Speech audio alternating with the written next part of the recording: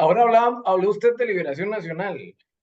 Hay un tema, las personas manifiestan abiertamente su alergia, por utilizar un eufemismo, digámosle, inclusive odio hacia Liberación Nacional.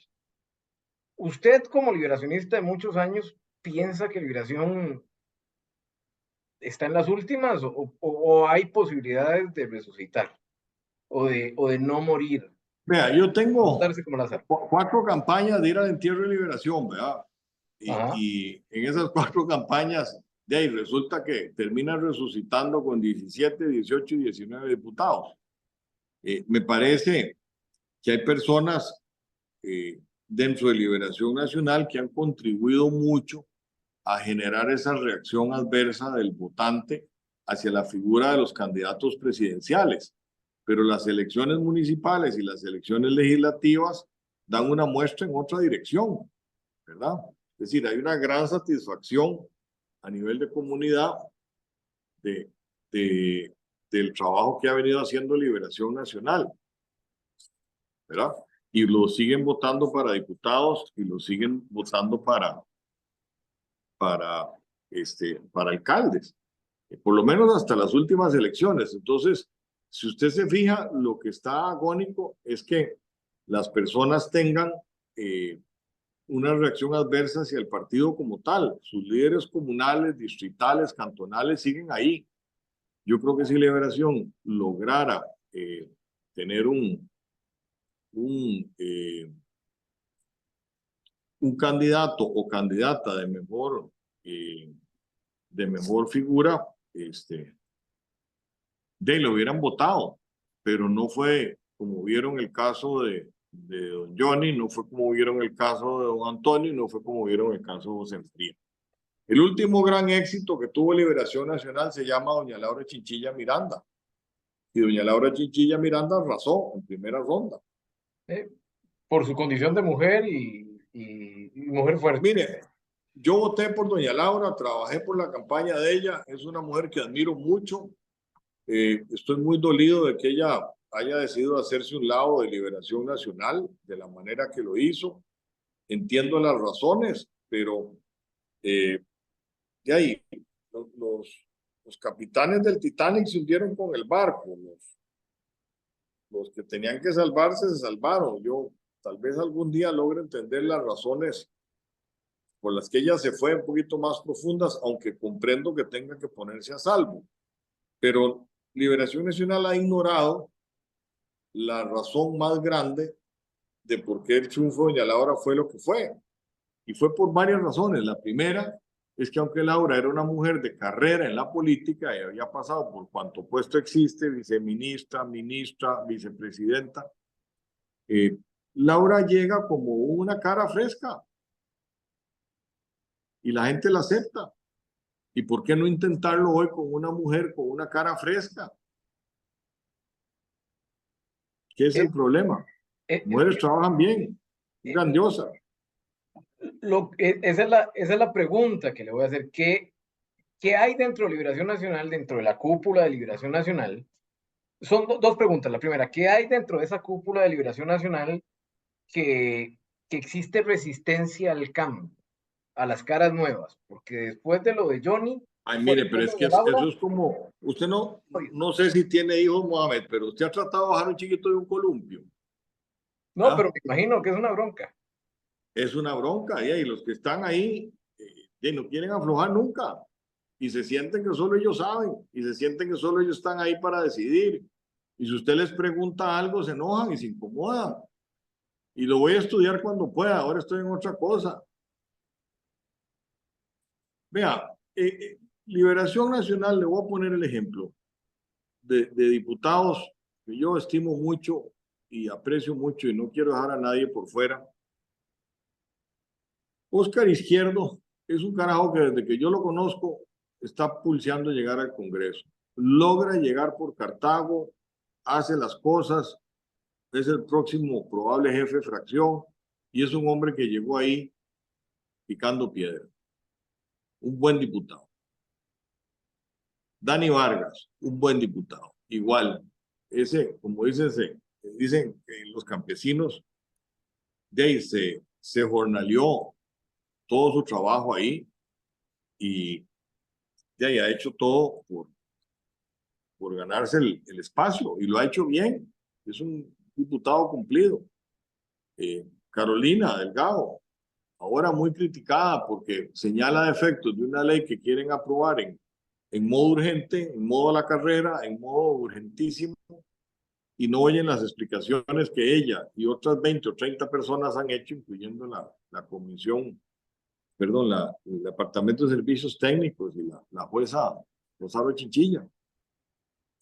Es una actitud equivocada que hay hacia personas que, aunque Carolina es repitiente, porque Carolina le tocó sustituir a una diputada que renunció en el gobierno de Laura o de Oscar, y ya fue diputada una vez, son gente que trabaja con las bases.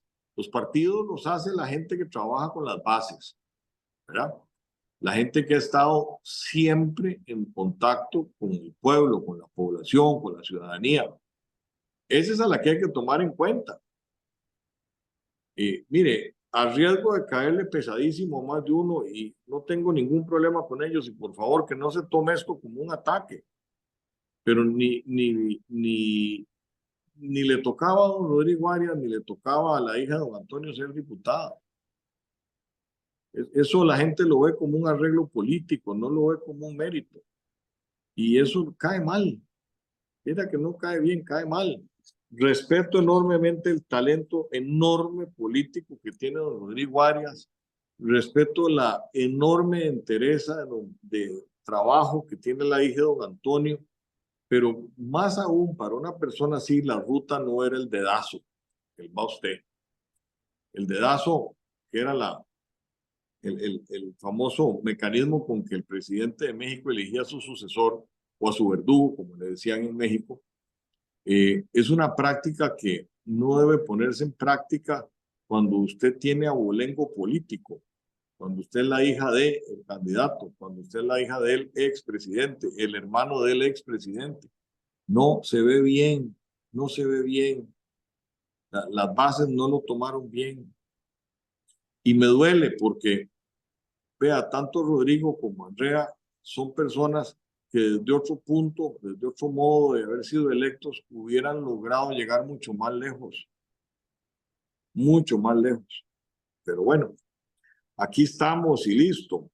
Yo creo que esas cosas deben hablarse, pero no deben usarse crítica, y espero que nada de lo que yo estoy diciendo aquí se use para golpearlos a ellos, porque no es lo que no es lo que quise decir. Lo que estoy señalando es la metodología de elección que debe ser la correcta y no la equivocada.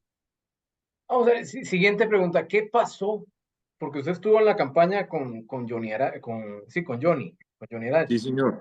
¿Qué pasó ese día que Johnny toma la decisión de renunciar? ¿O qué pasó los días previos? Que esa es una pregunta que siempre he querido hacer, pero nadie me la ha contestado.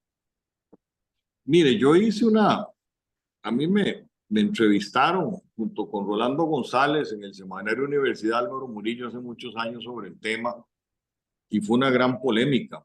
Y lo mismo que contesté en aquella época se lo puedo contestar ahora. Vean, la campaña de Johnny comienza con un 76% de aprobación y termina en un 30%.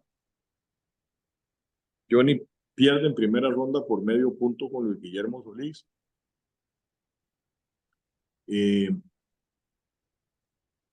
Yo hablo con, creo que era Rodolfo Piz, el candidato de la Unidad, buscando apoyo. Don Rodolfo me dice que él dejó libre a su gente, muy en el estilo de don Rodolfo.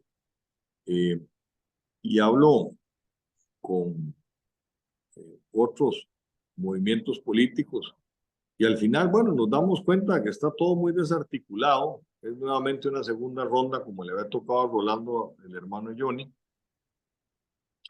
y la ruta se plantea difícil, pero viable. Cuando don Johnny toma la decisión, yo estaba fuera del país.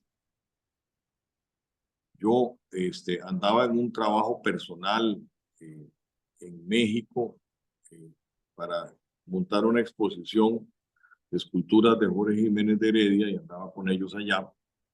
Y lo que me encuentro es esta ruta de Johnny, que la decisión la toma en cuestión de horas, ¿verdad? Y es una decisión que toma don Johnny con don Antonio a mediodía, en un almuerzo, y Antonio invita a su casa, que esto es información pública de aquel entonces, a los directores de medios. No sé por qué escogió esa ruta, pero puedo imaginarme cosas, pero no me toca a mí tampoco hablar de mi imaginación, hablo de los hechos concretos. Y entonces a la reunión asisten los directores de medios y los presidentes de cada empresa, y él les anuncia eso, y al día siguiente lo comunica con su comando de campaña, reunión a la cual yo tampoco asistí. Es una decisión que cuando a mí me la comunicó él, yo le pedí que se retractara, que dificultades habían siempre, pero que una decisión de ese tipo iba a afectar a él y al partido para el resto de la vida. Y pasó. Y pasó. Desde luego, también le dije, mire, yo sé distinguir entre el político y el amigo. Le dije, hey, si usted se retira, me va a dejar a mí mal en política y yo no voy a pelearme con usted porque es su vida, no es la mía. Pero acuérdese que a toda la gente que le pedimos el voto, la ayuda, etcétera, que eso va a ser algo dolorosísimo para mucha gente. Y bueno, el resto es historia, ¿verdad? Quedó don Luis Guillermo, el gobierno de Luis Guillermo fue lo que fue, terminó en 1000 problemas. Hay que reconocerle que por lo menos terminó el puente de la Platina. Y de ahí en adelante usted me dirá si se acuerda de algo más que haya ocurrido, porque yo no me acuerdo. Ni me acordaba del Tuvimos, puente de la. sí, tuvimos a don Helio Fallas creyendo que tenía una fotocopiadora en vez de una tesorería nacional. Pero ya se fueron, ya son parte de la historia, y ahora don Luis Guillermo recorre el país, no sé haciendo qué, pero a eso es a lo que está dedicado. Yo creo que está en la labor de Jesucristo, tratando de levantar al muerto llamado PAC. Yo creo que anda en eso, tratando de estructurar un nuevo PAC. Es lo que a mí me parece, pero es igual, es una conjetura.